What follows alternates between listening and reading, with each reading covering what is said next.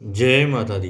नमस्कार दोस्तों, पुण्य श्लोक अहिल्याबाई शो में आज हमने देखा मालेराव बिस्तर से उठने का प्रयास कर रहा होता है, मगर लकड़ी के सहारे भी उठ नहीं पाता है, गिर जाता है। तभी उसे आकर के संभालती है मैनाबाई, जो कि उसकी पत्नी है। मगर मैनाबाई के हाथ में तलवार होती है। मालेराव देखता है मैना के हाथ में तलवार। वो कहते तुम्हारे हाथ में तलवार क्या कर रही है? फिर वो कहती है कि देवी अहिल्या के साथ में वो युद्ध में जा रही है। मालवा पर आक्रमण हो रहा है और अब वो लोग अपना कर्तव्य निभाने के लिए जा रही हैं। मालीराव कहता है कि वो अभी कुछ कर नहीं सकता, तो तुम उसे नीचा दिखा रही हो। अब मालीराव देखिए कमाल करता है, क्योंकि मैना कहती है कि तुम नीचा दिखाने की जरूरत नहीं है आपको राजकुमार, आप जहाँ भी हैं आप खुद देख लीजिए। अब वो खड़ा हो जाता है, जो थोड़ी देर पहले लकड़ी के सहारे भी खड़ा नहीं हो पा रहा था, लड़खड़ा के गिर रहा था और मैना उसे संभाल रही थी। वो मैना को थप्पड़ मारने के लिए खड़ा हो जाता है और जैसे ही हाथ उठाता है हरकुबाई आ जाती हैं। वो बीच में आकर के खड़ी हो जाती हैं और कहती हैं मालेराव ये उचित नहीं है। अब वो कहता है देखिए ना छोटी आजी जी, देखिए अपनी छोटी दादी को कहता है कि ये नीचा दिखा रही है। फिर वो कहती देखिए मालेराव, अब पछताने का कोई फ़ायदा नहीं है। और आपने जो आपकी आई साहिब को, तो देखिए आई साहिब के साथ जो भी मैंने किया, वो कहना चाहती थी कि उनकी बात सुन लेते तो ये हाल नहीं होता तुम्हारा। मगर वो कहता है कि उसने जो कुछ भी आज तक किया है उनकी आई के साथ में, कुछ भी उसे पछतावा नहीं और ना ही कुछ भी गलत लगता है, ना किसी बात की तकलीफ है, उससे कोई दुख दर्द नहीं है। अब वहाँ से उनको नहीं दिखाते, क्योंकि मैना और हरकुबाई आगे बढ़ जाती हैं अपने काम पर। जी हाँ, अब देखिए योजना बनाई जा रही होती है गुरु जी द्वारा, राघव द्वारा भी, और देवी अहिल्या यशवंत बाकी सब लोगों द्वारा भी। अब दोस्तों देवी अहिल्या लड़ाई के लिए कूच कर जाती हैं और यशवंत बताता है कि देखिए देवी अहिल्या हम यहाँ पर हैं और यहाँ यहाँ मतलब चार तरफ से हमें घेर लिया गया है, लगभग इतनी सेना होगी, ऐसे ऐसे हथियार उनके पास में हैं, और क्या हम जीत पाएंगे? सब लोग संशय में होते हैं। अब एक सैनिक आता बताता है देवी अहिल्या को कि तकरीबन 60,000 के आसपास उनके सैनिक हैं, और देवी अहिल्या से वो भी थोड़ी मतलब क्या हम जीत पाएंगे इतनी बड़ी सेना से? अब देवी अहिल्या कहती है चिंता मत करो। जी हाँ, क्योंकि देवी अहिल्या की स्त्री शक्ति के अंदर बहुत ताकत है और वो बहुत जोश में भी हैं कि मर जाएंगे मगर जी हाँ पीछे नहीं हटेंगे। और वहाँ राघुबा गुरु जी खुश हो रहे होते हैं, क्योंकि गुरु जी बताता है कि 800 के लगभग सैनिक हैं और सब स्त्रियां हैं। अब राघव कहते हैं स्त्रियां? अरे गुरु जी जाओ, राज्याभिषेक की तैयारी करो, आप तो राजा बन गए, गद्दी पर बैठ गए, बस हमारी तलवार मयान से निकली नहीं कि आपका राज्याभिषेक हो रहा होगा। वो कहता है मनी मनम गुरु जी कि देवी अहिल्या ने कुछ ना कुछ सोच रखा होगा। यूं तो देवी अहिल्या 800 सैनिकों के साथ में आने से रही, कुछ ना कुछ के मन में चल रहा है। खैर वो कहता है फिर भी आप अपनी तैयारी पूरी रखिएगा। अब वो लोग भी योजना बनाते हैं, बताते हैं कि कहाँ वो लोग हैं, कहाँ कहाँ से घेर रखा है, कितनी सेना है देवी अहिल्या के पास में। तभी गुरु जी भी मौजूद होते हैं वहाँ पर, और एक जी हाँ सैनिक आता है, कहता है सरकार आपसे सफ़ेद झंडा लिए कोई मिलने आया है, कहते थोड़ी देर बाद भेज देना। अब थोड़ा इंतज़ार करवा के अंदर बुलाया जाता है और फिर चेहरा ढका होता है, एक स्त्री सामने खड़ी होती है, हाथ में सफ़ेद झंडा होता है। उन लोगों को लग रहा था कि हाँ देवी अहिल्या ने शांति दूत भेजा है, उन्होंने हार स्वीकार कर ली है।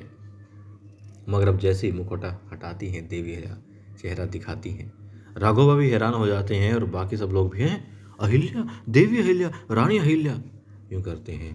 और अब देवी अहिल्या से वो कहता है अच्छा किया अहिल्या तुमने हार मान ली। अब देवी अहिल्या कहती है आप लड़ना चाहते हैं लड़ेंगे, कोई बात नहीं, मगर पहले आप ये देख लीजिए। क्या देख लीजिए? देवी अहिल्या कहती है कि इन सब सैनिकों के सामने या फिर आपके मंत्रियों के सामने देवी अहिल्या उचित नहीं समझती कहना आपको, क्योंकि आप सुन नहीं पाएंगे, आपको आपकी तौहीन लगेगी इसमें, इसलिए पढ़ लीजिए। संदेशा दिखाती है, वो पढ़ता है कि भाई देखो हम तो आ गई हैं स्त्रियाँ यहाँ पर, और आपको लग रहा है कि हम चूल्हा चौकी करने वाली हैं और आपके साथ लड़ने आ गई हैं। भले हम मरने आ गई हैं, क्योंकि हम मर जाएंगे मगर वापस पीछे नहीं हटेंगी। लेकिन इतिहास क्या कहेगा? इतिहास तो सिर्फ हमें याद रखेगा, आपको तो यूँ याद रखेगा कि स्त्रियों पर इतने बड़े, इतने ताकतवर राघवा ने इतनी बड़ी सेना के साथ में हमला किया चंद स्त्रियों पर। यदि जीत गए आप तो भी आपकी हार होगी, तो भी आपको इतिहास सिर्फ ये कहेगा कि अपना शौक पूरा करने के लिए, कब्जा करने के लिए मालवा पर स्त्रियों के साथ में लड़ाई की, इतनी बड़ी सेना लेकर के राघोबा पेशवा ने। और यदि हम जीत जाते हैं, आप हार जाते हैं, तब भी स्त्रियों से हार गए। आपकी तो दोनों ही सूरतों में तौहीन ही तौहीन है। इतिहास आपको किस तरीके से याद रखेगा, सोच लीजिए। अब वो उस संदेश को नीचे रखता है, तलवार देवले गर्दन पर लगा लेता है। देवले मुस्कुराती है, मगर वो गुस्से में कहता है अहिल्या इसी वक्त मार डालूंगा। फिर कहता है तलवार नीचे पटक करके, क्योंकि देवले कहती है देख लीजिए मर्जी आपकी है, लड़ना चाहते हैं हम लड़ने को तैयार हैं, मगर इतिहास आपको किस तरीके से याद रखेगा और हमें किस तरीके से याद रखेगा। अब बेचारा तलवार नीचे रख देता है, कहता है इसका मतलब ये नहीं है कि मैं नहीं लड़ रहा हूँ तो जाओ तुम्हें बख्श दिया। और कहता है सिर्फ इसलिए बख्श रहा हूँ क्योंकि तुम पर दया कर रहा हूँ, तरस खा रहा हूँ तुम पर, तुम्हारे पास सेना ही नहीं है तो मैं वापस आऊँगा, लड़ूंगा तुमसे अहिल्या, मगर उस वक्त जब तुम्हारे पास बहुत बड़ी सेना होगी। अपनी ताकत बढ़ाओ, सेना बढ़ाओ और फिर अपनी पूरी शक्ति के साथ मुझसे लड़ो और मैं अपनी पूरी शक्ति के साथ तुम्हारी शक्ति को नष्ट करने के लिए आऊँगा। फिर देवी अहिल्या चली जाती हैं, हंसते हुए मुस्कुराते हुए, जीत की खुशी उनके चेहरे पर होती है। और राघव अपने सैनिकों से कहता है कि सेना को वापस बुला लो और यहाँ से वापस चलने की तैयारी करो। ठीक है, वो लोग वापस चल देते अपने तंबू को उखाड़ करके। और अब देवी अहिल्या महल में पहुँच चुकी होती है। सेना का जी हाँ आभार उन्होंने व्यक्त किया, जिस तरीके से स्त्री सेना ने उनका साथ दिया, आभार व्यक्त करना भी बनता था। और फिर दिखाते हैं सब लोग तारीफ़ कर रहे होते हैं देवी अहिल्या की सूझबूझ की, नीति की, और तुकोजी भी पहुँच चुके होते हैं। अब कहते हैं इसमें बहुत खतरा भी था, मगर देवी अहिल्या कहती है कि खतरा तो था, मालवा के लिए कुछ करना भी तो था। अब ठीक है, बातें होती हैं इस तरीके की कि देवी कहती है कि सिर्फ यूँ काम नहीं चलेगा, अब हमें अपनी शक्ति बढ़ानी होगी, सेना बढ़ानी होगी, ताकि कभी भी कुछ हमला होता है, कुछ दिक्कत आती है तो हमारे पास में सैन्य बल पर्याप्त हो। और देखिए देवी अहिल्या नीति यहाँ भी तारीफ हो रही है, वहाँ भी हो रही थी, जब स्त्रियाँ घबरा गई थी कि कहीं देवी अहिल्या कुछ हो ना जाए। वो कहती है उन्हें देवी अहिल्या को बचाने के लिए उस पर हमला कर देना चाहिए राघवावर। तब यशवंत रोकता है, दुष्यंत भी चाहता है कि हाँ चलना चाहिए हमला करने के लिए, मगर यशवंत कहता है नहीं, जितना हम देवी अहिल्या को जानते हैं तो दुश्मन उन पर हमला नहीं कर सकता। देवी अहिल्या ने अवश्य कोई नीति बनाई है और जिस हिसाब से वो गई हैं तो उनके आदेश की हमें जो है इंतज़ार करना ही चाहिए। ठीक है, वही बात वहाँ पर भी थी कि ठीक है खतरा था, मगर जैसा देवी अहिल्या को देखते आए हैं गंगूबाई तुकोजी बचपन से, वैसे उन्होंने काम भी किया, मगर खतरा था। अब जी हाँ खतरे को भांप जाती है और मैना पहुँच जाती है देवी अहिल्या और कहती है कि आप जल्दी चलिए, माँ की तबीयत खराब है। खराब क्यों है तबीयत? क्योंकि अब उसके माथे पर पट्टी रख रही थी एक सेविका और वो सोचता है केसर है।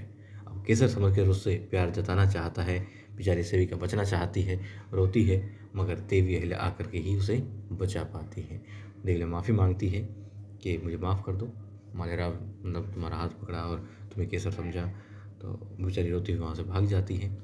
मालेराव को देवी अहिल्या समझाती है, थोड़ा गिराती है, तो उसे समझ में आता है कि अरे फिर कहता आई साहिब आपने हमें छला है, आपने हमारे केसर को हमसे दूर कर दिया। पहले उस बाकी सबको छोड़ के सिर्फ उस दासी को केसर केसर कर रहा था।